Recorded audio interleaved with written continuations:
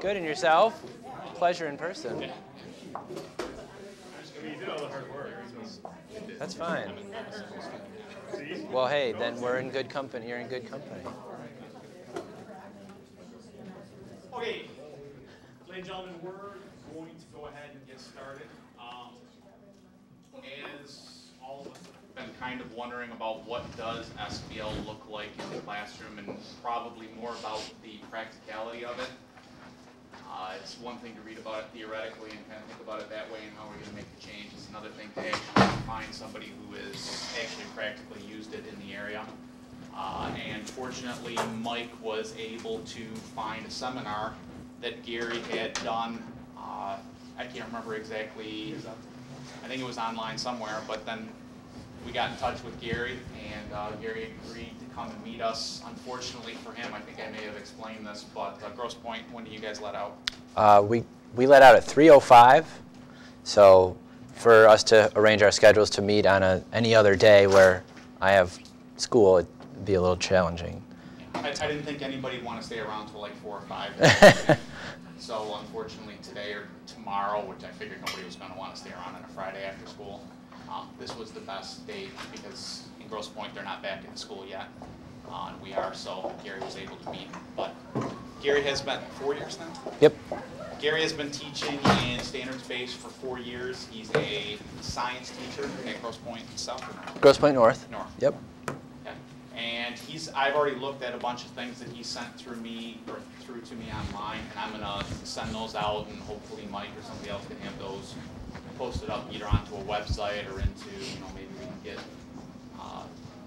posted into Blackboard or something like that, where staff can, some place where we can all get to it, because some of the information I've been reading through looks pretty informative, and it's already answered a couple of questions that I have. So hopefully some of those questions, some of those concerns, some of those things that we're not really sure what it looks like, Gary can kind of help us through with that today. So without anything else, ladies and gentlemen, Gary. Hey, thanks a lot. Well, I really appreciate you all taking the time to be here today, and first of all, I want to commend you on 2 things. Number one, I hear that everyone in the building has an iPad, and all the under 18 crowd is going to be getting them really soon. So that is super awesome. And the second thing I want to commend you for is the initiative that your building is taking as a staff to look into standards-based learning as a concept. And I know that there are not too many schools out there, at least in the public sector, that are doing anything even remotely close to considering it as a staff. And so I want to applaud you for doing that in the first place, because really and truly this is, I've been doing it for a few years now, and it's the best thing that I did for my classroom. And I'm hoping today to have more of a conversation rather than it be a merely didactic presentation, and kind of give you a chance to get some questions answered and maybe arrive with some things that you can take away from today and begin using in your classrooms when you start to implement this in the future. So if you haven't had a chance to yet, we're going to use Summative to kind of springboard our discussion today. So if you have the Summative student app, or if you want to go to it on the web, the address is over here in the room number 30303. Now, as I understand it, you've had a lot of conversations. You have a group of teachers who are dedicated to looking into and researching this standards-based learning approach. And so for me, I kind of want to start off to see if I can gauge the audience for what you've already discussed. And I kind of want to know this question. So I'm going to ask you to respond in Summative, and you can talk with your neighbor about this. What do you want grades to communicate? The question is, what do you want grades to communicate?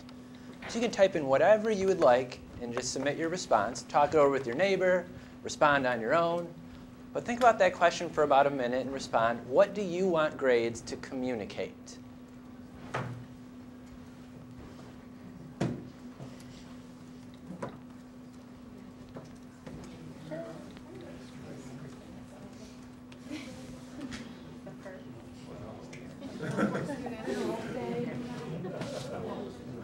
What did I say? I don't even remember what I said.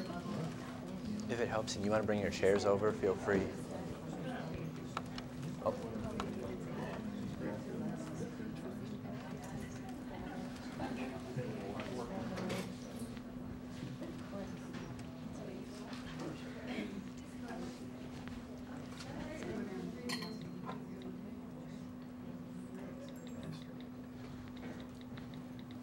Take another 15 seconds to wrap up your responses.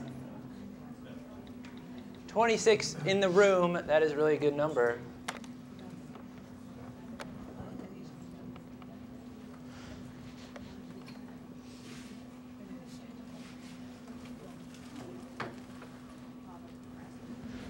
All right. So here's what we're going to do. There are a lot of really great things up here that I'm seeing, and I'm wondering if there's one common theme that we all might grab onto out of all of these. So what I'm going to do, and if you're a Summative user, then you know how this goes, I'm going to push these back to you and ask you to vote on the responses.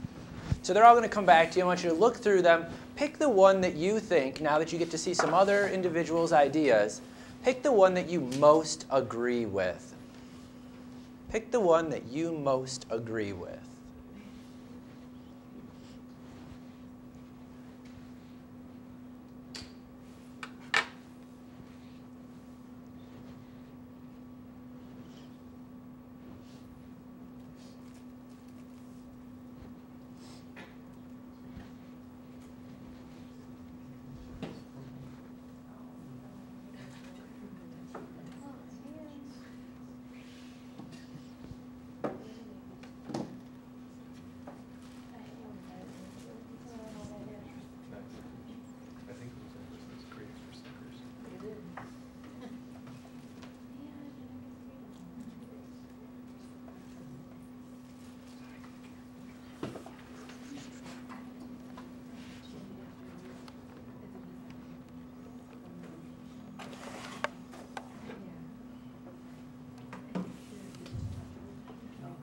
I'm really pulling for my favorite. It's in second place right now.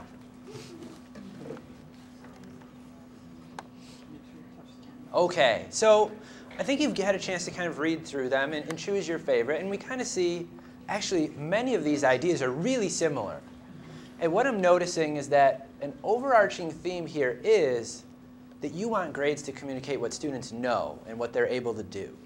And whether you call that mastery, or whether you call that learning, or whether you call that content knowledge, we're really talking about the same thing. We want grades to communicate what students are able to do. And the person who wrote, I want grades to actually mean something, that statement is so powerful. Where is that person, if they wouldn't mind sharing? Tell me what you intended when you said, I want grades to actually mean something. I'm tired of grades just being about how much work they've completed. That doesn't tell me anything. It means they've done their work. OK.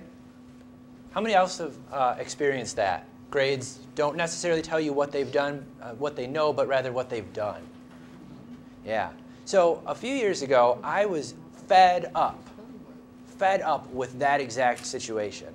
And I'll tell you the short version of the story. And you've all probably had a similar version of this story in your own teaching career. And by the way, I teach physics and chemistry at Grosse Pointe North High School. I've taught in L'Anse Creuse Public Schools and as well as Arizona, all at the high school level. And it doesn't matter where I've taught. Students are the same. They just have different names. They really do. So I want to talk to you today as a teacher and not as an expert on standards-based learning. Because I know that when we have staff development, I'd rather hear from a teacher who's a practitioner than somebody who's the theoretical expert. And so I'm not going to claim to be a theoretical expert. I haven't published any books on this yet. I've done a lot of research on it. And it all is motivated by this story. And the story goes like this. There was a young man named Anthony who was in my class. And Anthony, during the first quarter, missed a ton of school. Now, he didn't miss for like the reasons that we respect for students to miss school. He missed for those reasons that didn't really warrant missing school. And he missed the first quarter of physics so much that he learned and knew nothing. He would literally come back after 3 days a week of missing school on a quiz or a test day, and he would have no clue what's going on. He'd say, well, I've been absent. Why do I have to take this? Because I know I'm not going to see you anymore anyway. And so he would take these quizzes, he would take these tests, he would do poorly, he would leave them blank. And at the end of the quarter, the day before grades were due, I get a call from my counselor who had talked to his mom. And they said, could Anthony turn in his missing assignments for partial credit so that he could possibly get enough points to pass the quarter? Now, of course, if you've had the experience that I've had, sometimes when parents ask this question, they're not really asking. Right? They're not really asking at all. And now, I'm a married guy, so I always equate this to when my wife asks me to do something. Could you make dinner? Well, that's really like, there's no question mark at the end of that. So anyway, I knew the sound of, can he turn in all of his assignments by tomorrow if he can get them done? And can he get some partial credit for this? So of course, sure. Really, I just wanted him to do something. I wanted him to be a contributor. And so I let him. And the next day, he came in with a stack. Every assignment was done. I was shocked. Actually, I was so shocked that I decided to look at all the assignments to see how could he possibly have done these and not just written a bunch of stuff that made no sense. And I looked and I'm like, wow, that's really insightful. He solved this problem, he did this diagram, he understood what was going on here, and yet he missed so much school. He must have got an awesome tutor last night. But no, he didn't get an awesome tutor. He went onto my Blackboard page and he logged in for the first time all quarter. He figured out how to do it all of a sudden. He looked at all my answer keys and he copied down everything off my answer keys. Now, here's how I knew. He copied down the mistakes that I wrote and then scribbled out, literally in the same manner of scribbling in the same place on the page. So of course, I comply with the whole charade, and I give him the partial credit, and he passes the quarter. Now, of course, it sounds like I'm being really upset about this, and I wanted him to fail. I really didn't want him to fail. I wanted him to get a grade that represented what he had earned in my course, what he had learned, which I knew was very little. But yet, using this point system, the grades worked out in a way that he showed more than he actually knew. And that so upset me that I was then on this passionate embarkment to find out what can I do to get rid of this system. Is there something better out there? So I spent a few years ago, over Christmas break, researching standards-based grading. Well, actually researching grading and assessment in general, and what I came across was standards-based grading. And I found out that this is a process where you really don't do too much different than what you do now. You just make sure that everything is connected to standards and that grades are only dependent on assessments. I was like, okay. So I came back from the first semester and I said, you know what? Day one, semester two, we're doing this. And we did it. And I had to train all my students and I had to have them unlearn everything they had already learned how to do in my class, in school, in life as a student. And by the end of the semester, it was a lot of work to get them to shift. But by the end, I realized that my grades meant something. My grades, even though some of them were low and some of them were high and some were in the middle, really told me a true picture of what the students knew and were able to do. And I was so excited. I'm like, you know what? This can only work better if I started it in September, right? Because when you switch at the semester, things are not as sincere sounding as when they're in September. So the next year I started in September, and over the summer I researched how can I make the system better? What were the things that were most challenging? And the next year I'd made some changes, implemented it from day one, and it worked really, really, really well. I was like, this is so great. This is so great that what I want to do is make it even better the next year. And so over the summer, I reflected on what had happened and what had took place. And then I went and made some changes, and it improved even more the next year. And something really cool happened over the last couple of years. As I started talking with people about this method of grading, this method of assessment, and really this different way of structuring my classroom so that everything was focused on learning, and people were like asking me questions. They're like, I want to try that. Like, will you write something so that I can kind of read about it because I'm going to forget what we said in this conversation? So I'd start to write on it a little bit and share some ideas, and all of a sudden I've got teachers at different schools. I've got teachers in my building, teachers in my district, entire schools in my district who are asking me about this. And this year, all of our elementary schools, K through 5, went to standards-based learning. And I was really instrumental in working with the administrators to get that to happen and going and doing in-services with teachers to help them make it happen. And everybody who has done it since I've been doing this, that started it with me talking with them, has been nothing but pleased with the outcomes. Because now they all say their grades mean something. And that is so helpful for everything that we want to do and the reason that we're all here. We don't really care about grades, we care about student achievement. And we want to have some measures of progress for student achievement that both communicate what students learned and are able to do, as well as give some meaningful feedback that will allow us to adjust our instruction and students to adjust their learning so that everybody can be successful. And for me, I want to talk with you a little bit today about what this looks like in a classroom practice. So, I should pause for questions. Questions? Awesome. Okay.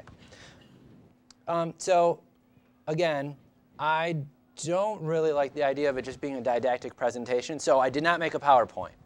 Because when I make PowerPoints, as you might do the same as yourself, I tend to put too much information on them. I don't use them the way that they're supposed to, and they get abused to the point that they become silly.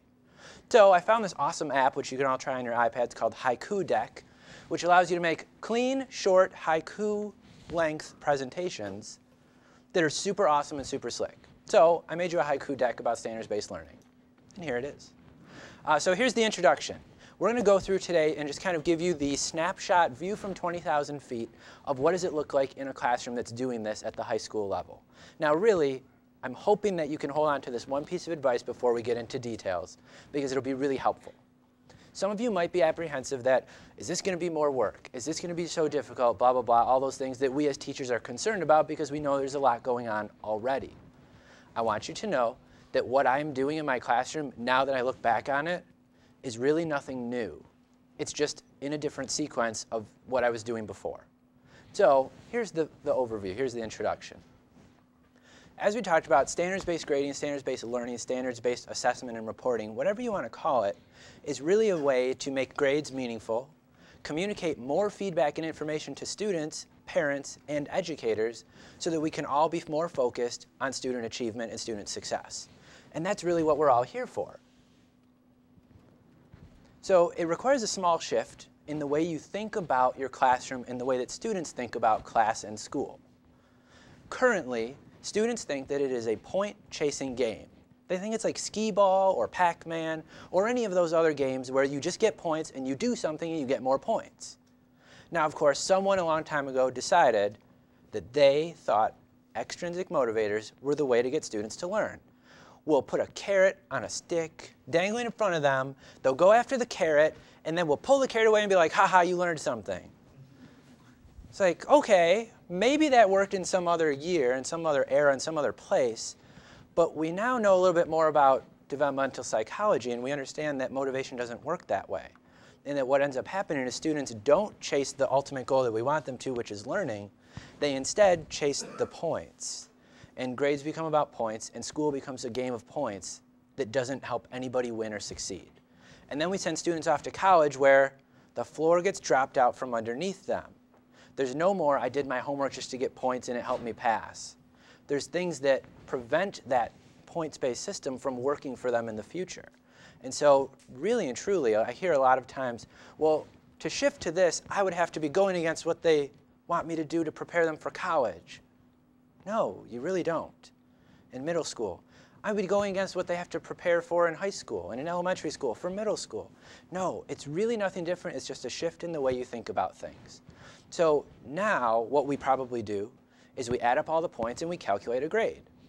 But I bet you that every person in this room has used a rubric to grade some project or some work or some test at some point in their career. Anybody not used a rubric before? Exactly. But what do you do with a rubric? May I ask you, what do you do with a rubric in the end? You calculate an overall grade with it. What subject do you teach? Chemistry. Oh, I love chemistry. So let's do a lab report.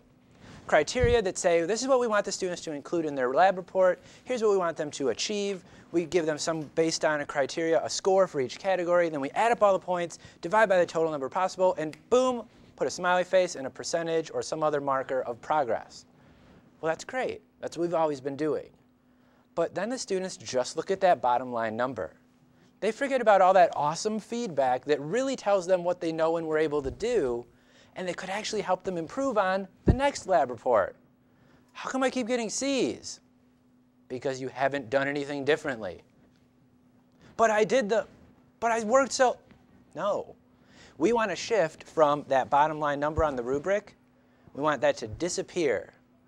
We don't want to do anything differently. We actually want to do less in a standards-based learning environment. We want to take the rubrics we're already using, or maybe make better rubrics, and we just want to cut off the bottom line number. That's it.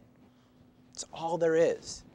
So again, the shift is really just how you think about it. Is your focus on that bottom line number on the rubric, or is it on all that awesome feedback that comes in the middle?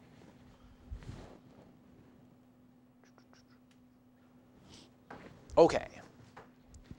So we've kind of talked a little bit about how traditional and standards-based grading look differently than one another. And I guess the most telling comparison would be to look at it as like a rubric.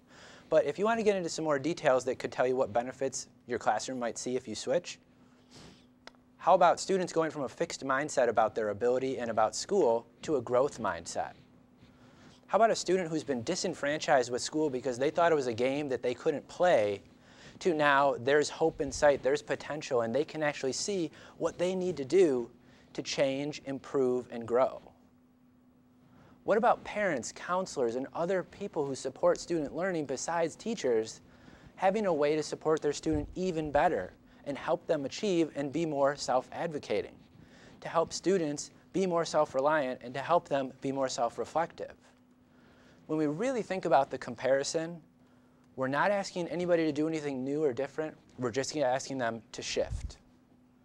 Because all that feedback in the rubric, again, isn't helpful if you're focused on the bottom line. Now, of course, bottom lines are helpful.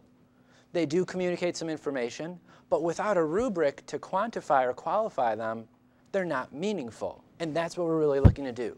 Make that bottom line number more meaningful than just a number. Oh, I have a question. We're going to go to Summative for a second. Let's go back here. All right, ready? We got another open response. I'm going to say a grade that students get on their report card. I want you to write down what it means to you. So if you were the student and you got this report card, what would a C plus mean to you? What would a C plus mean to a student if they got that on their report card?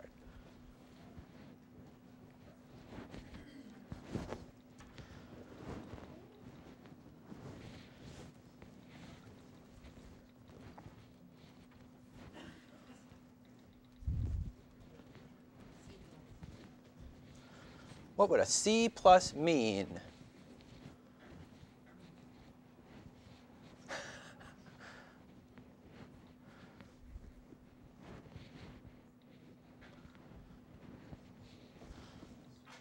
I don't have to take the course over again. I love that. That's even true in college, I think. So let's see what we've got here. Either lazy, smart, or hardworking, struggles with material. Correctly completed 77 to 79% of all assigned work. Love that one. Oh my gosh. Average type of student, did a decent amount of work, knew some knowledge. Are all these things true? Does it depend on the student? Have you ever met somebody who gets a C plus, but you're like, you're a genius. What is your issue? What's the hang up? And we usually respond to them, and other people respond to them like, I wish you would just do your homework. I wish you would just do more work. And what are we really communicating when we say these things to those kids who we claim are really knowledgeable and smart? We're really telling them, hey, you got to play the game. You've got to do more to get a better grade. And so students, over the course of however many years they're in school, hear this message over and over again. They hear probably thousands of times the message, do more, get a better grade. And so then when they get to us in high school, and I like to think that high school is kind of like the peak of the mountaintop for K-12 education, they say things back to us that really reflect this. Well, I worked so hard on that assignment. I studied so long for that test. I can't believe I failed. And we really then take the right statement, but we don't say it to them. In our minds, we're saying, but you just didn't know it. And so, again, we're not asking you to change what you do. We're asking you to shift what you think. And so we want to get students away from, I have to do more to get a better grade, to I have to learn more to get a better grade. I have to master more. I have to understand more. I have to demonstrate more proficiency. And for students who we have typically called the lazy smart kids, this is an opportunity for them to show us that our assessment of them was subjectively correct. And it's an opportunity for the kids who looked at themselves as not being smart for some reason or another, as having hope for themselves. The kids who did well in the traditional system will probably still do well. But we're looking for solutions in education. We're looking for reform that is going to get us a way to help all students. And really, that's the biggest comparison. A traditional system helps the students who are the best performers, the most skilled at playing the game. But what about everyone else? I know in my chemistry class, the kids who are the best at playing the game, not the majority of the kids. In physics, not the majority of the kids, especially now that everyone has to take chemistry or physics. There's an entirely different set of student skills in my classroom than ever before. And I have to adjust what I do in order to help them. So again, how do we make this happen? Don't do anything new, just shift. We're going to rubrics. We're going to more rubrics. And actually, I'm going to tell you the secret shortcut to making this awesome. Make one rubric that can apply to everything. Make one rubric. So I sent you some materials that I put together for your school, and in there are some examples of rubrics that I have used that are general rubrics that apply to every assessment, every project, everything that I do in my classroom for me and for the students to judge quality and to assess student understanding. And using a rubric will make things really easy. You can use multiple rubrics. You can have it specific for each standard. You can have it specific for each assignment, each test, each project. But if you want the shortcut to success, one rubric that you either as a staff, as a department, or as co-teachers of a classroom agree upon represents what is quality work at varying levels. Okay, I think you've all been waiting. What do I do to do this? Sounds nice. I've read about it. Andre sent me a bunch of links, and I read them, and I looked at them. But what do I do? So here's what you do. And I don't know if you've done any of this so far, but it's a 4-step process to implement as a school, as a classroom, as a department, or as a course. The steps start like this. Pick out what you want students to be able to do and design your learning objectives. We call them standards. So first, outline your standards. Next, and this is going to sound really familiar to those of us who are fans of backwards design, the next thing, make, anybody? An assessment. Make an assessment that measures whether or not students can do what you wanted them to be able to do. And then following from assessment is instruction specifically designed to target those learning standards, to target those learning outcomes so that students can have success scaffolding to the understanding we want them to have. And finally, the part that we maybe don't have a good handle on because it's new and different is the reporting. The reporting and interventions is the 4th step. It starts with designing your learning standards, making assessments to meet them, centering your instruction on what you want students to be able to do, and creating a reporting and intervention system that allows for student growth and for students to develop mastery. And this 4-step process can be done at the classroom level. It's what I did. It can be done at the course level. I got my other physics teacher colleagues to get on board with standards-based grading a couple years ago. Now we do it in physics, and we met and we worked together to go through the same process. And it's what our elementary schools in Grosse Pointe just spent the last several months doing overall. They went through these 4 steps to make sure that everybody has learning standards, assessments, instruction, and reporting and intervention tools all centered on the things we want students to know and be able to do.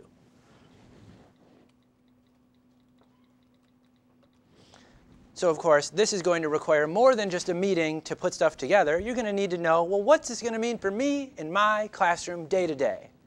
Am I going to be spending countless hours grading and doing stuff? What's my workflow going to be? How's it going to change?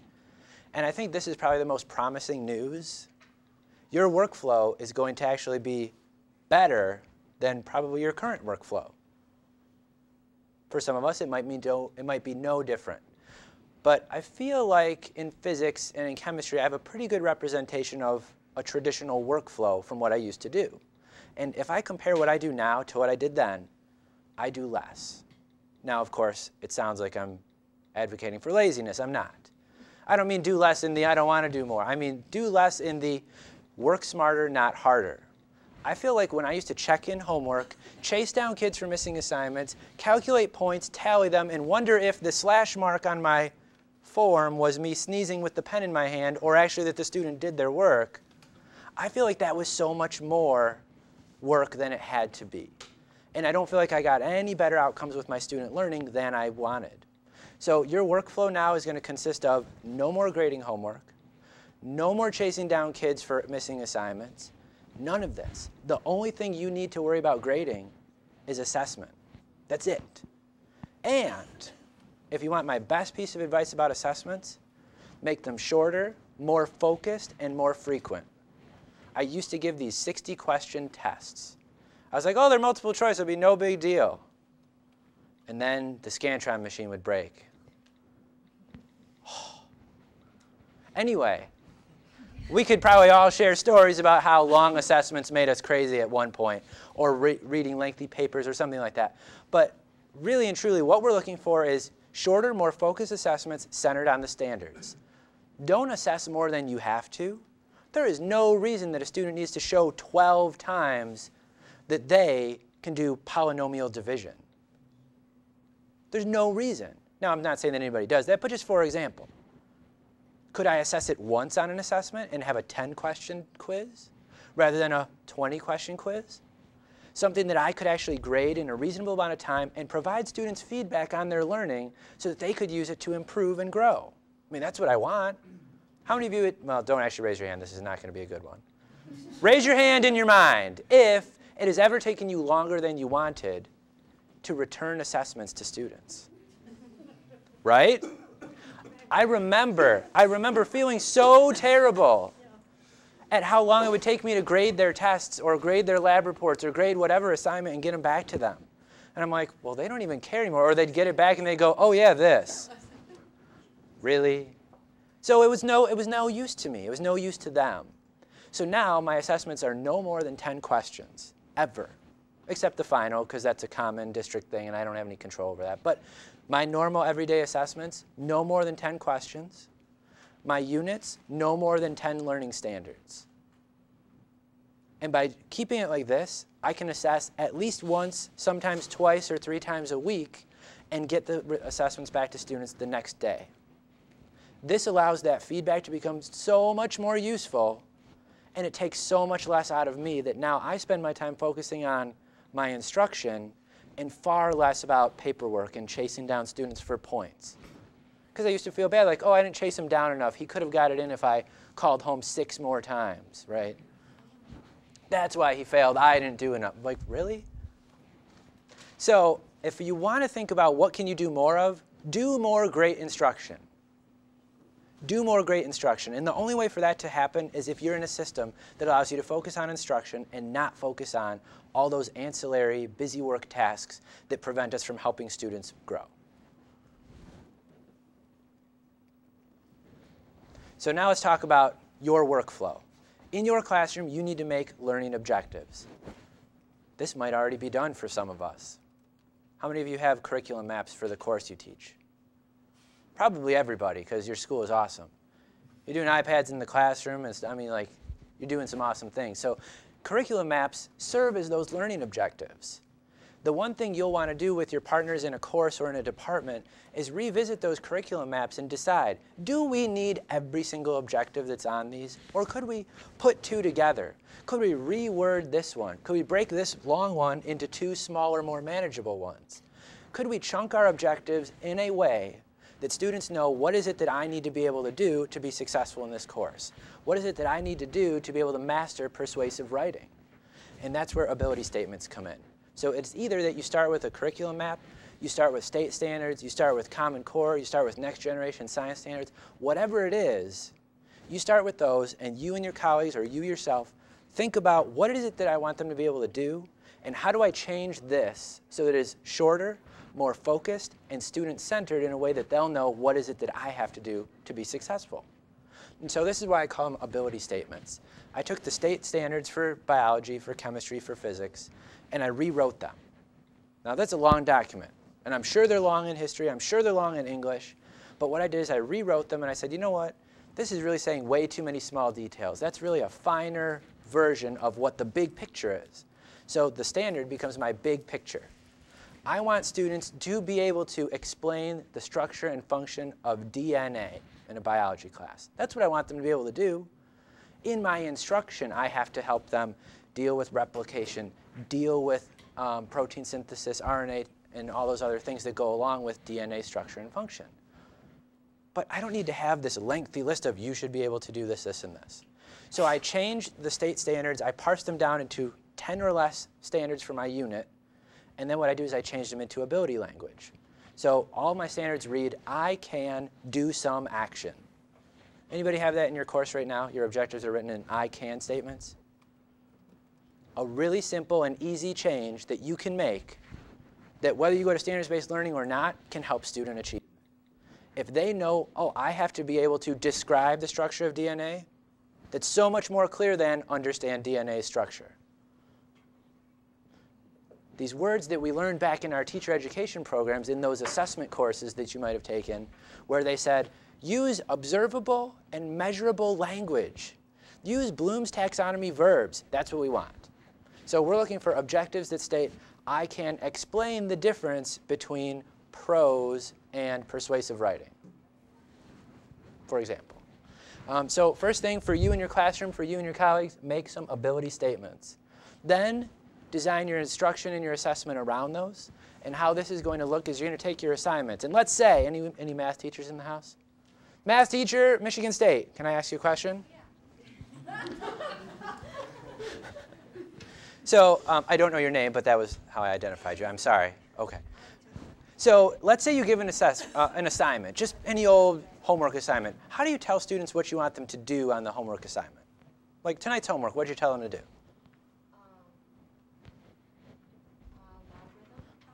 OK, and what do you want them to do like tonight before they come back? Ooh, so what did you tell them to do? Oh, you told them what numbers to do. Got it. OK. So, but it's in their book, right? Or was it like a handout? Awesome. So on your handout, was it listed question 1, question 2, question 3, and you told them to do whatever numbers? Yeah. Awesome. So this is what I used to do as well. And I found out that even though at the top of the worksheet I would write logarithms, students didn't connect what they were doing on the worksheet to the topic that I was having the worksheet have them learn. And so I changed it a little bit. And I outlined my standards, like I was telling you before. And then next to each standard, I gave it a little code number, 6.3 for Unit 6, Standard 3. And next to each question for logarithms, let's say that's Unit 6, Standard 3, instead of writing question 1, question 2, I would write Standard 6.3. So that they could always go back to and say, this was an example problem of how to apply logarithms to non-base 10 systems, right? I mean, these are things we want them to be able to do, but they don't always make those connections. So I changed all my assignments, I changed all my tests, and I got rid of numbers. So there's no more question 1, question 2. It's now standard this, standard that, and they know what questions exactly connect to what it is that I want them to be able to do. Really helpful when they say, what can I do to get better at such and such? Well, it's not go do numbers 2 through 10. It's practice all the questions that have this standard linked to them. That's your practice. So for me, my instruction now focuses even more than before on the standards. And we're all doing this already, but it's just making it a little bit more explicit for both us and for students. And this is helpful for everybody involved because now we're totally making sure that learning is the focus of our classrooms. No longer are we focusing on, oh, I completed numbers 2 through 6 even, right? I remember as a math student, like, I totally did number 2 through 22 odd. I didn't even have my book. I somehow did them. But it didn't help me to learn anything because all I did was do them. And so now what I'm really looking for is, how do I make sure that they're not just doing things, but they're practicing with certain skills? Finally, the same thing goes with assessments. You're going to change your assessments from question 1, 2, 3 to what standard is each question or each set of questions assessing on a certain test or a certain quiz or a project or a lab report. And in this way, I guess we would say that this might look a little bit like the AP structure. I remember the AP US test, for example, and maybe it doesn't have this anymore, but it would have pick one of the 2 following questions about the Civil War. Both questions were equally measuring students' ability to know something about the Civil War, but they did it in different ways. In that way, what they were doing was connecting the questions to some sort of a learning outcome, some sort of a standard. And we want to do the same thing for our assessments as well, just like you would do with a worksheet, an assignment, or any other project. Homework, because you're not grading it, students won't do it anymore. I'm just kidding. So the really cool thing, the outcome that I have found with homework, is that students no longer look at homework as busy. They no longer look at it as, oh, I have to do homework. They look at it as an opportunity for self-elected, deliberate practice. The students who never did homework still don't do homework. The students who need to improve and realize the system the way that it is under standards-based realize that homework is practice, and practice helps you get better. And when they get that feedback from an assessment that says, you can't do such and such, they immediately come to me and say, what can I do to get better? And I say, well, there's this homework assignment that targets those things. Go practice with it. And then they do. Or the smartest students who catch on most quickly start to figure this out early on, and they do it on their own. They do their homework to learn instead of doing it just to do it. And I'll tell you what, I'm so excited about that I can't even tell you a better outcome from this whole process than students are doing homework for the purpose that I intended it. I mean, it's just awesome. So homework can't any longer be counted in their grade. If you want to track it, let me say that. If you want to track homework for the purpose of saying you didn't do your homework and you did bad, what did you think? If you want to keep tracking it, you can, but you have to track it separately. Same thing with behaviors, same thing with external factors that have nothing to do with student achievement. If it's not a direct measure of what they're able to do and what they've learned, it doesn't get counted in their grade. You have to track it separately. So if you still want to keep the checklist of did you do your homework or didn't you, please do. Please track it separately, report it separately, and use it to tell students trends in their behavior that could lead them to success or struggle. Use it for communicating information and not just adding up the points. And grades, does everybody give letter grades currently? Okay, so we give letter grades still, but I do standards-based grading in my classroom the rest of the time. It's only one time they get a letter grade, and that's on their report card at the end of a marking period. And so for me, the rest of the time, all they get is a score from 0 to 4 on a rubric that rates their ability with what they're able to do. And that rubric, as you'll see in the document that Andre will send you in a little while, will show you that each number is just a numeric representation of a criteria or a category from a rubric. So what it's going to do is allow you to say, are you an expert? Do you have general understanding? Are you almost there? Or are you a novice? That's it. For me, I wanted it simple, short, and memorable. I chose 0 through 4 because they were the lowest integer, that I could come up with. And so for me, somebody was like, oh, was that just like the grade point system, like 4 point is an A? No, it's not. It's a little bit different. You could do that, but then what you get is nobody fails, ever, even if they know nothing. Because your 1 is a D, and it's really tough to have that system. So what I'm saying is come up with a rubric, assign a 4 to your highest quality rubric, a 3 to your next, a 2 to your next, a 1 to your next, and reserve zeros for showing and communicating that there is no evidence whatsoever. Don't use a 0 as a punishment. Don't use a 0 to say that students know nothing. Use a 0 to communicate there is a missing or incomplete information to tell me what you know. And so in that way, we've gone to, at least school-wide, what we've done that's really great for grades is we've gone to an equitable scale. And so we tried to eliminate the power of a 0, and we went to a 14-point grading system. And so we still give letter grades, but instead of doing it on percentages, where from 0 to 59 has a 6-fold effect on your grade compared to every other letter grade range, we have an equitable scale. And standards-based learning will have an equitable scale as well. 0 to 4 makes it a really nice, simple, and easy, memorable way to do it. Do you all use PowerSchool? Did I hear that correctly? PowerSchool and Blackboard? Oh, 2 awesome tools. So PowerSchool, I sent you this document as well, will allow you to track your assessment scores and standard scores in PowerSchool and report out grades that are based on standards instead of based on task completion.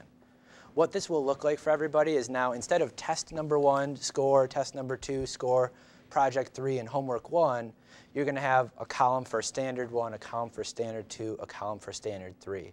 And the scores that they get for each standard will be based on whatever assessments you give the students. And PowerSchool should be able to navigate all of that for you. And your local resident PowerSchool expert can, I'm sure, interpret the document that I sent you to tell you exactly what you need to do. Because every school has a resident PowerSchool expert. Anybody in here the PowerSchool expert? OK. So that's that. And I think the last thing that I wanted to talk about here and then give it up to some questions is this idea of reassessment. Again, not something different than what we're already doing, but just a little bit of a shift. So for me, I used to do redos. I used to do retakes, and I used to do test corrections. But I did them in a way that wasn't meaningful. I said, hey, you got that one wrong. Fix it. So they'd go, and they'd walk over to her and be like, what'd you get? Oh, And they'd fix it, and they'd bring it back. That was not really helpful for anybody, but it let them go through the motions and play the game. So now we do reassessment, which means come in. Let's say you took version A on Tuesday. Come in on Friday, take version B over the same standards. Those other questions that assess it just as well, show me that you've improved. Show yourself that you've improved. But in the meantime, the reassessment process has another component, and that is doing some action to improve.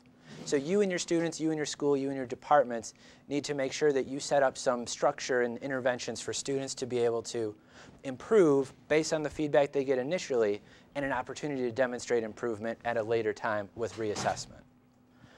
This is a hard thing for a lot of people to grasp onto because some of us have these long-standing beliefs that students should have a time frame in which they have to know things.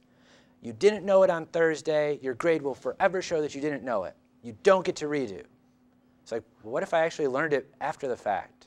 Sure, that's not timely and it makes it a little bit challenging for everybody, and I wish you would have done a better job earlier. But I remember students who failed tests early in the year that dealt with calculations and dimensional analysis and converting grams to kilograms and things like that. And then by mid-year, they'd have totally mastered and owned it.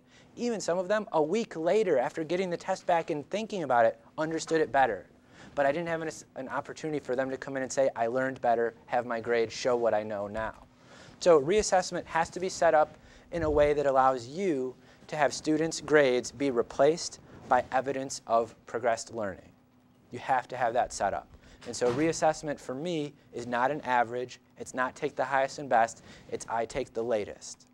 You took a test on Tuesday, you did poorly. You took a test on Wednesday to reassess, did better, it replaces. Oh, you did worse, it still replaces. But good news, you can come in on Thursday and do it again. And you can do it as much as you want until the card marking date, and then you can reassess and improve if you want. Puts the learning, puts the ownership, puts the focus back on students, and it has them in the driver's seat of their own career. And that's really what we want. You want to get better? You want to show that you're better? You want your grade to be better? You can do it. You can do it as many times as you want, but you have to be the one that does it.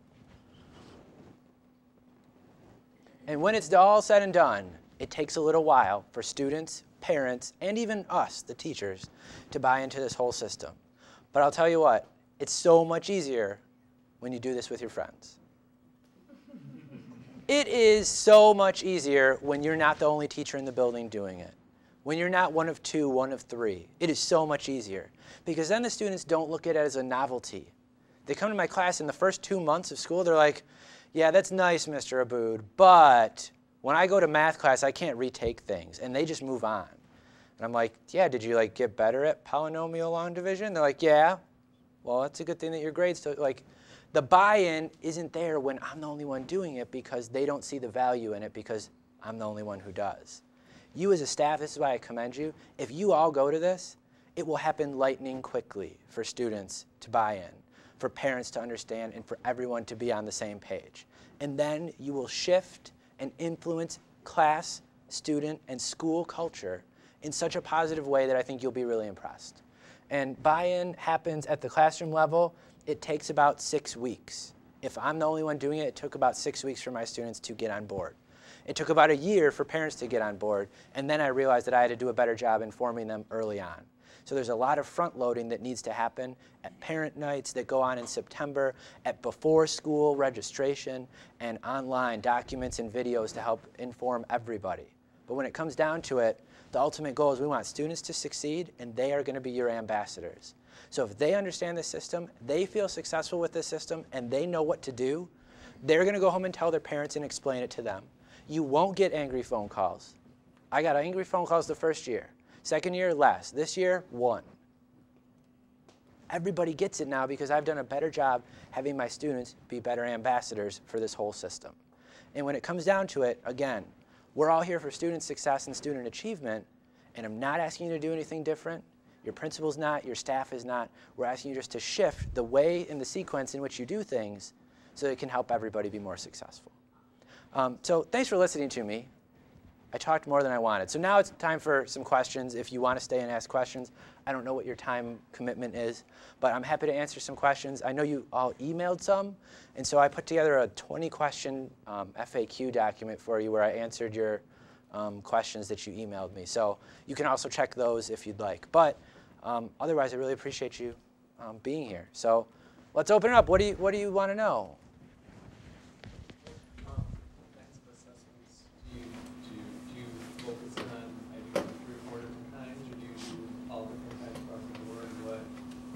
I do all different kinds. So we have paper and pencil assessments that are constructed response.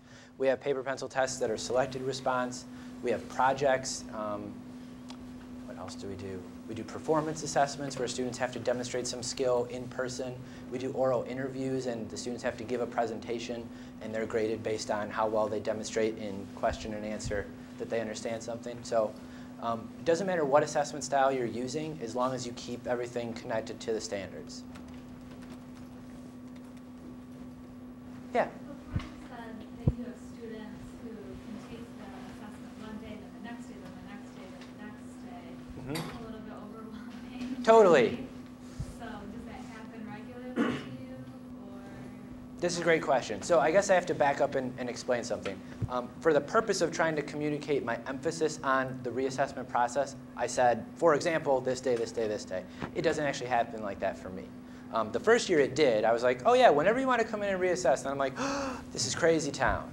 And we don't want to be in crazy town because it doesn't help anybody. So now what I do, and I found this really successful, I have a scheduled day once a week students can reassess. They can set their watch to it. Wednesday, you get an hour before school, you get an hour after school, that's it. Otherwise, we have to talk in person, and unless there's extenuating circumstances, the expectation is you make your schedule work so you can be here at one of these 2 times if you want to reassess. I also have them complete an online application for reassessment. Instead of just coming and telling me, it's helped me keep it much more organized and make it automated. So they go onto my website and they fill out a Google form. We got rid of Blackboard. I was really sad, by the way. So if you're using Blackboard, this is something you can do in Blackboard really easily. Just have a form where they can communicate information to you about what assessment they want to redo, what standards specifically. I ask them to go ahead and reflect on why did you do poorly and what are you going to do to improve. And then they send that to me, and I know how many copies to have available of an assessment, and it keeps it a lot better. So this year, that has taken a lot of relief for me and made it a lot easier. So don't feel overwhelmed. You can do something like that that works for you too. So you do have them tell you the steps that they took to improve their assessment? Yes. Do they have to show you improvement on those steps? Do they have to show me the steps that? They're telling you. Right. Because what I'm catching, I'm just thinking, you don't check homework. Uh-huh. You don't know whether they're doing it. You ask them to explain to you what they did to improve. Mm-hmm. Do you check to see what they did to improve in order for them to retake, or is it just them telling you? I guess to answer your question, it's just them telling me. If their assessment shows improvement, then they've probably done some things that helped them improve.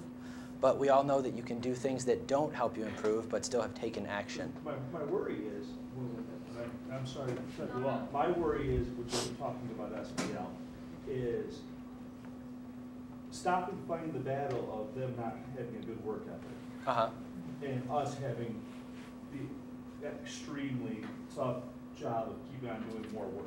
Sure. That's what I see in this. You said that your work went down less. Yeah. But what I notice and what I feel when I'm looking at with SPL is we're stopping the battle of them having a poor work ethic. And then they're just telling you that they're going to retake it. What stops them from, let's say, blowing off taking the test because they know they're going to retake it, they're going to retake it, they're going to retake it. Oh yeah, I see what you're saying. What stops them from doing that? That would be my question. Okay, so now I understand your question. And in that way, I guess one thing that I've done that's been helpful is there's a time limit. You have 2 weeks after you get an assessment back to reassess standards on that assessment. And that is it.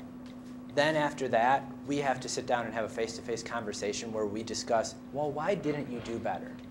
Is it that your interventions for yourself and my interventions for you weren't good enough? Do we need to do something more? Do we need to get you face-to-face tutoring or something like that? And so I put this year a little bit of a time limit on their reassessment to encourage them to do those things to improve and to do it in a little bit more timely fashion. And I totally agree with you. One of the major concerns is that a lot of people think we're no longer caring about work ethic and we're leaving things to the wind. And definitely it can look like that, but what I'm really saying is we want students to have a work ethic still. We do. And I think that this system allows them to have a better work ethic because now they understand the value of their work ethic and it's no longer a carrots and sticks kind of extrinsic motivator. So yes, could they game this system? Sure, there are ways for them to game any system that we come up with. But is this a better way for them to have feedback that they could choose to use? Yes. Ultimately, it comes down to what they choose to do, and that's in any system. John, I think how I interpret your question was they get a peek at the test the first time out. Now I know the level of it, I need to know it, and I'm going to come back. Oh, Yeah, I think is that that's more? kind of I how think all read that's it. in, I think all that's into it. Right. Sure. Yeah. My problem with the whole system, and when you say that you can check the homework as it was a communication and something like that, I'm sure you're battling with it too. The more the years go by, the less of a work ethic I think we are getting as a student group as a whole.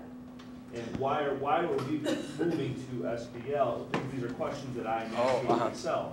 Is that why are we moving to SBL? Is it going to help us as a total body in our school, our whole student body?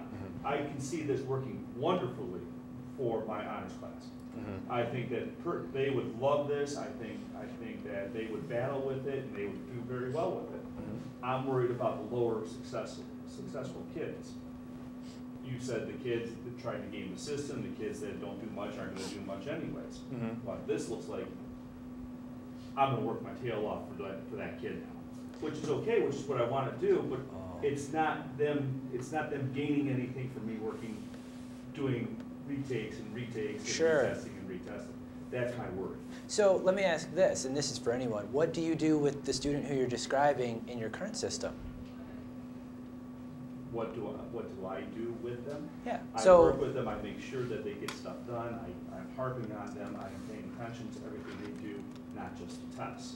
I'm trying to fight that battle. But why? I think work ethic does have something to do with how successful you are. And I don't disagree with you one bit. I think that is a measurable, attainable goal is work ethic. I really do. It is checking the homework. It is making sure that you are doing your assignments. So do you check the homework for accuracy or completion? Both. Okay, so here's what I guess I would say. Not all the time, but both. On both. The compromise and really the resolution for what we're talking about is to check homework for accuracy. You can totally do that. But then it's not homework. Then it's a formative assessment. So maybe I need to do a better job explaining this.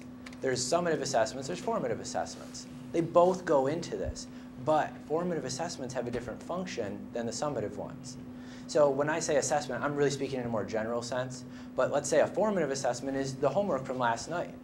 Okay, so you didn't do your homework. There's no evidence that you know anything.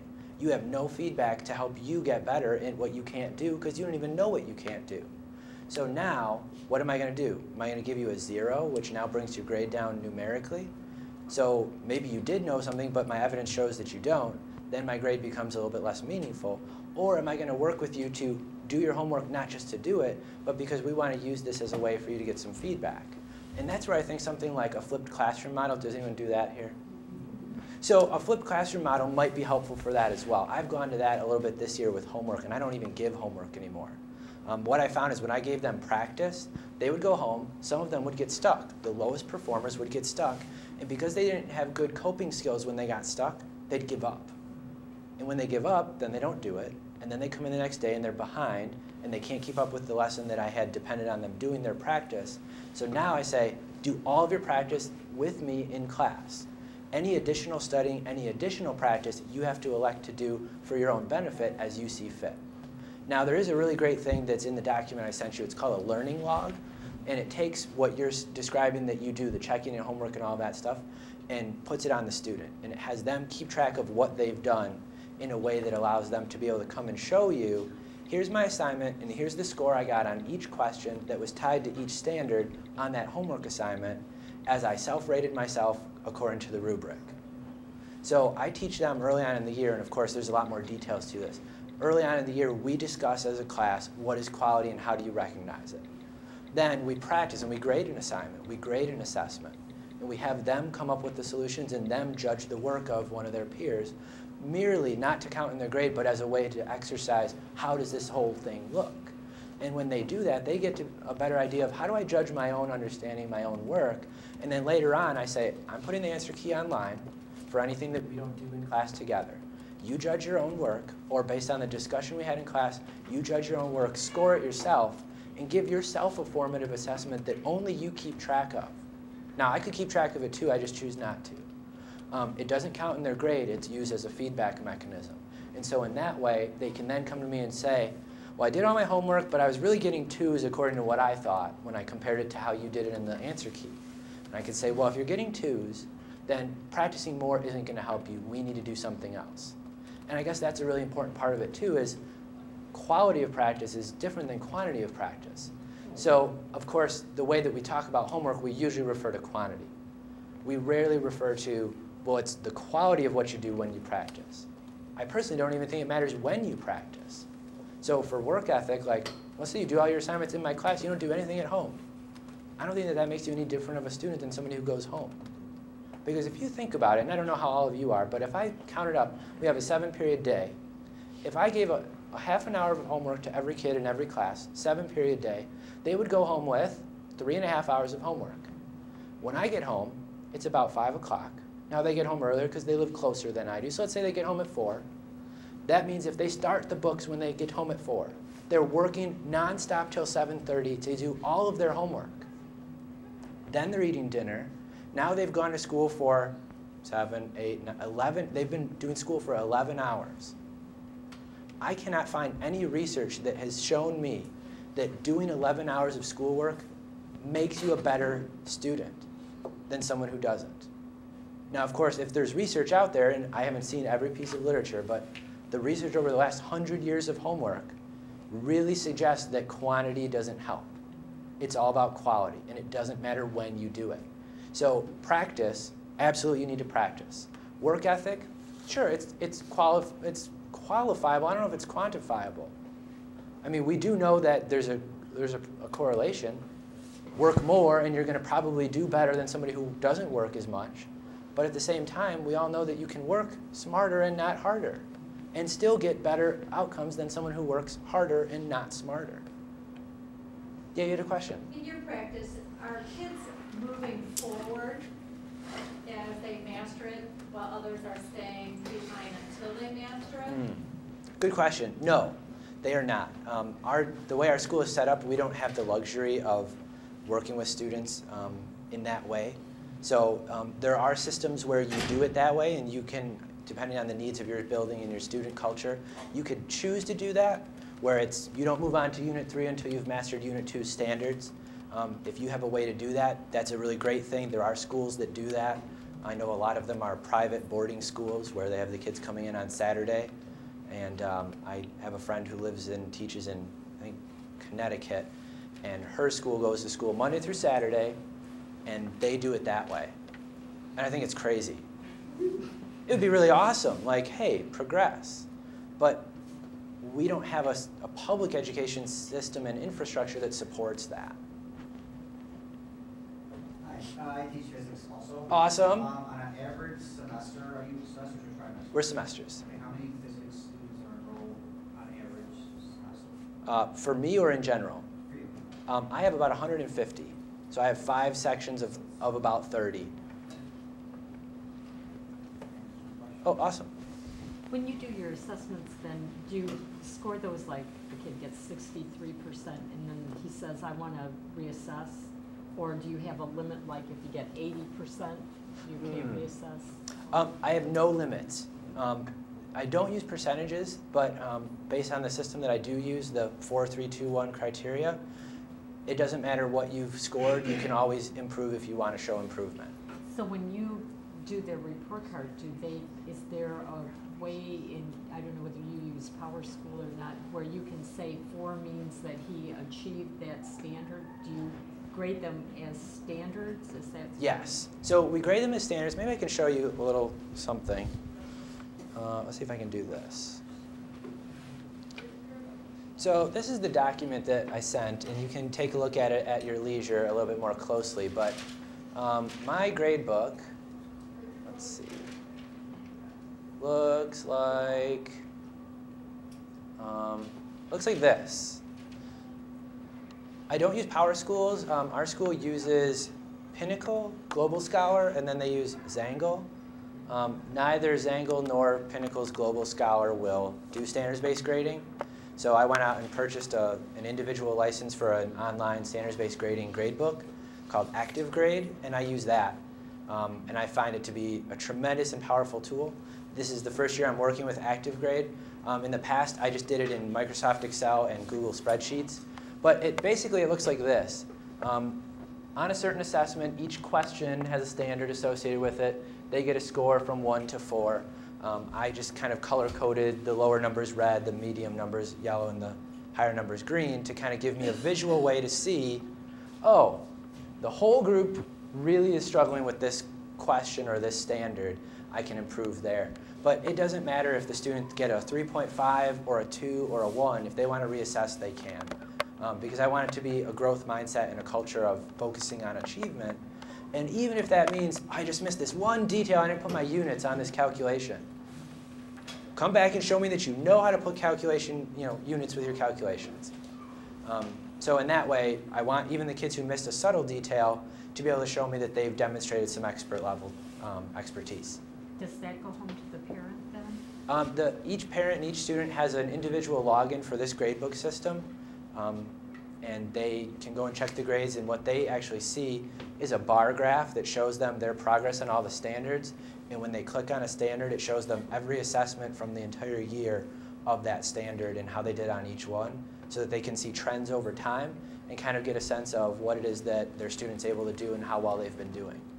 Okay, and then how does this all go into their grade point average and their, stuff you send off to colleges? And Good question.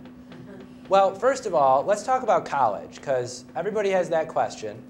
And I hope I didn't scare off your friend about work ethic a minute ago, because I feel kind of bad. A lot of people talk with me about work ethic, and that's one of their major concerns. I want everybody to work hard. I do. But that means so much different to so many people that I really think it's tough to objectively quantify and measure that. Sure, qualitatively, like, I work harder than the other person or whatever. So how it works when it comes down to it, all colleges in the Hanover Foundation did a study, and they talked to all the Ivy League colleges and all the major public universities in the country. And what they did is they interviewed their college admissions officers. And they said, if a school came to you and had this grading system, this other grading system, or this other grading system, what would you do? And they said, oh, we don't care. Everybody's got different grades. Everybody's grades are inflated. We have a correction formula that we apply to every student's transcript that levels the playing field. So if the college thing is at all in your mind, let me take that off the table for you and tell you Harvard, Yale, all the everybody who has an opinion that we would value says we don't care. So here's how it looks for me. On a 0 to 4 scale, I took that and I equated it to the percent scale. That made everybody feel a little bit more comfortable. It's no big deal. 2 out of 4, 50%. 3 out of 4, 75%. Sounds good. 75% equals general understanding in my book, and that sounds about right. 75%, it's like doomsday for my honors students. They're like, that's terrible, I don't know anything. I'm like, no, you know quite a bit, actually. You're doing fine. And then based on that, I go ahead and assign a letter grade according to a traditional means. So what they get on their report card, a letter grade. The rest of the time, they see 4s, 3s, 2s, and 1s. So does that help answer your question? Yeah. So across we have 1s, 2s, 3s in your previous slide. Mm-hmm. You convert those to percentages and average those, and that gives you your grade. That's correct. Okay. So there's 2 parts to the standards-based grading gradebook, and Power Schools will do the heavy lifting for you. You put in the assessment scores for each question or each standard that's assessed, And then so for example, here's standard 7.5, here's standard 7.5, here's standard 7.5 again. It's been measured 3 times. They got a 1 here, they got a 4 here, they got a 2 here. So let's take 2, 4, and 1. Let's average them. What do you get? 3.5? No. 2 and 2.75? 7 divided by 3. 2.67. Math. So 2.67. So then when we go down here and we look at Paul McCartney's score on standard 7.5, oh, I was wrong. It's 2 1/3. 2.33. So for me, the way I've chosen to do it is just to average all the scores of a standard to give them an overall score for that standard, and to average all their standards to give them an overall score for the class. So I still use averages. You can do that. There are actually several models for calculating a grade. One is a straight mean or average. One is called a diminishing average, where as time goes on, the most recent assessment scores count more heavily, or they're more weighted than the older scores, which is supposed to suggest that what you know now shows some improvement or takes into account what has gone on over time. You can also just take the highest and best, or you can do something like a mode, and you can say, well, if you're an inconsistent performer, then where you've performed most frequently probably is a good representation of how well you know it. And so there's a lot of different calculations. And in this document, I've outlined the directions for using some of those calculations. I don't know offhand what PowerSchool will do. I do know that in Microsoft Excel, I was not able to do anything more than an average. But in Active Grade, I can choose a number of different calculation models that allow me to show progress over time and have scores replace. So those are all outlined here, different calculation methods, how you use them for an individual standard, and how you use them for an overall grade. I think you had a question. Are you enough to pass all the standards that you put forth, or is it based on that average letter grade? Unfortunately, right now it's based on the average letter grade, although you can use your own criteria and choose. For example, let's say you had 10 standards and 3 of them you considered essential skills. In order to get an A, you might say, students must master all essential skills and 90% of non-essential skills. In order to get a B, all essential skills and 80% of non-essential, something like that. And you could have your own criteria-based grading system that required them to do some certain performance with all of the standards, some of the standards, or a combination. Would you prefer to have it this way, pass all the standards? I would, but at the same time, I'm not currently able to do that, and I don't think I would be supported if I went to do that. We had an administrator a couple years ago who was really pushing for our building to do what your building is doing, and that driving force has since moved on to another job somewhere else. And you all probably know what happens when the driving force moves on to somewhere else. So, yeah.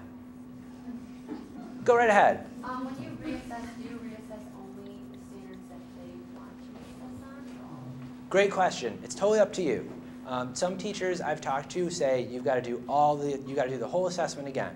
Some say only the standards that you want to improve on. I say just the standards that you want to improve on, because that's really what we're trying to do, is focus you on improvement.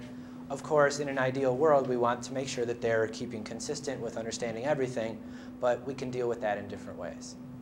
And it's really also important, I just want to say this now that I'm thinking of it, it's important to know that there is no perfect system out there. There is no panacea. There is no magic bullet.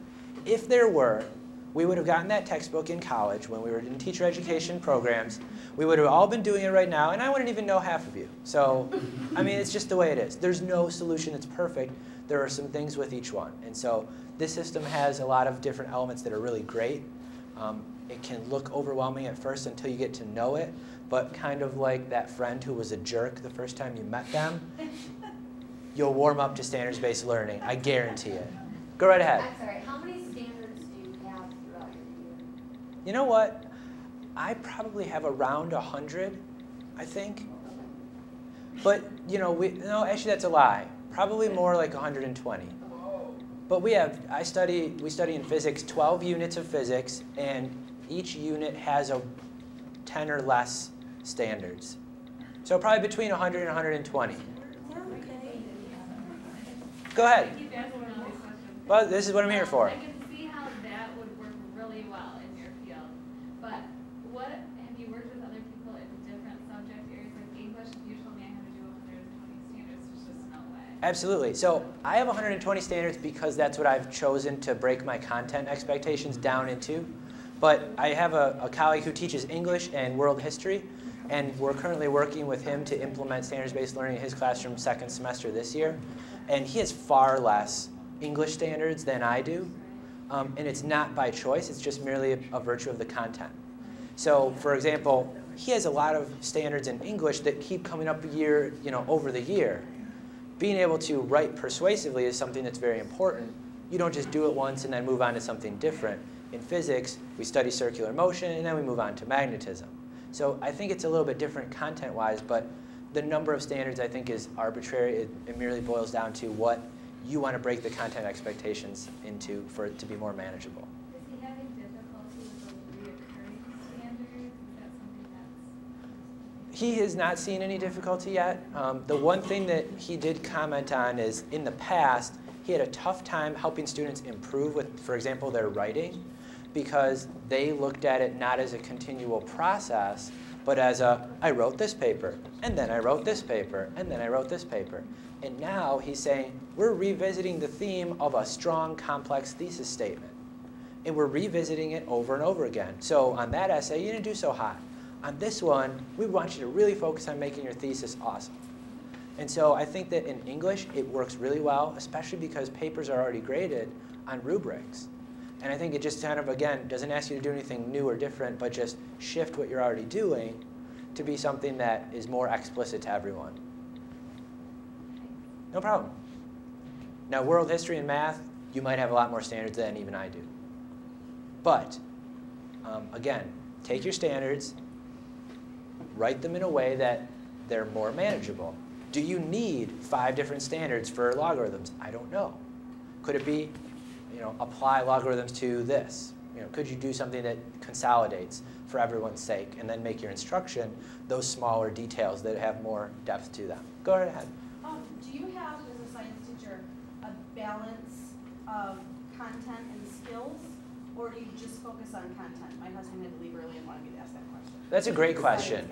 It's actually both. Okay. So for me, it's a mix. I actually make my entire first unit of the year is all skills. Okay. Measurement, collecting data and analyzing, constructing graphs, things like that. Those are recurring throughout the year. And then we have content skills as well. We even have project standards. I can build a mousetrap car that can go 3 meters in less than 5 seconds. And so then there's a rubric to grade projects, but the project becomes a standard. Anything you do that you want to count into the grade, even work ethic, please tell your friend, has to be a standard. So I even have conduct standards. I can give a clear and understandable presentation to my peers, ask and answer quality questions about our content. And I assess that whenever we do presentations. Students know to think about that and to get better at it. And so that's not something that's in my content. The state of Michigan doesn't care. I mean, they care, but they don't write it in the Huskies or whatever you want to call it. So yeah, you just have to have a standard for whatever it is you want to measure, and then you can justify putting it in the grade. But I don't know how to count work ethic when I just say I'm counting whether or not you did your homework, because that's not the same as work ethic. Well, I have a job. I work 3 to 11 after I leave school every day of the week to support my family. I have a pretty good work ethic, but I didn't do my homework. And you're going to tell me that I don't have a good work ethic? I mean, I remember being that kid in high school who was trying to help out by working at a catering hall from 3 to 11 on some weeknights. It was really tough to do my homework. And then I wouldn't do it in math, or I would copy it off of my friend just to get it done, because all I did was get points. And I didn't want anybody to call me stupid because my grades were lower, because I didn't do my home, these sorts of things. Okay, what else? Big sigh of relief. Did we address some things that you maybe had pressing and poking at you? Awesome. All right. Hey, this is the thing that I never had anybody to talk to. I did a lot of reading and I did a lot of risk-taking on my own. But what I did find that ended up being really super great, and I put this at the very end of the document, I made you a list of resources, because I think that it is helpful to read stuff. It is helpful to connect. Yeah, like everything is in here. I put my policies. I put examples of the reassessment application. Look through this. I even put together a really cool infographic on student buy-in. This is what it looks like in a non-honors class over time. First quarter, second semester. Here's what it looks like in an honors class. First quarter, second semester. And when you get parents involved, the timeline, and you get counselors involved, the timeline speeds up a lot. But at the end, here's your frequently asked questions, and then here's some references. Now, here's the best. I mean, journal articles, great. Books, great. My good buddy is Robert Marzano. I learned a lot from reading his stuff. Thomas Gusky, also awesome. And, but really, my most valuable thing was connecting with other educators around the world on Twitter and by reading and sharing on blogs. And I included a few of my favorite blogs down here for you to check out. There's a physics teacher who works for Wired magazine, and he writes for them. And he did a whole thing on standards-based grading. There's a science teacher in Iowa. His name is Sean Cornally. And he and a science teacher in New York named Frank Nose-Casey were two of my biggest inspirations in doing this. Because when I went out and searched on Google, their blogs came up before Marzano's books. And they, and a lot of educators, you might already do this yourself, share a ton of what they do on Twitter and on their blog because they know that sharing is awesome. And that's how I learned a lot, and I'd recommend that you check out some of that stuff and contact with them. You know, contact them on Twitter, email, on blogs. You can contact me by email. You can contact me on Twitter. You can follow my blog. I put out a lot of stuff about standards-based learning and other cool stuff, and feel free to ask questions or just connect. But any other questions or comments? No problem. Well, thanks a lot for having me, and thanks for staying after school.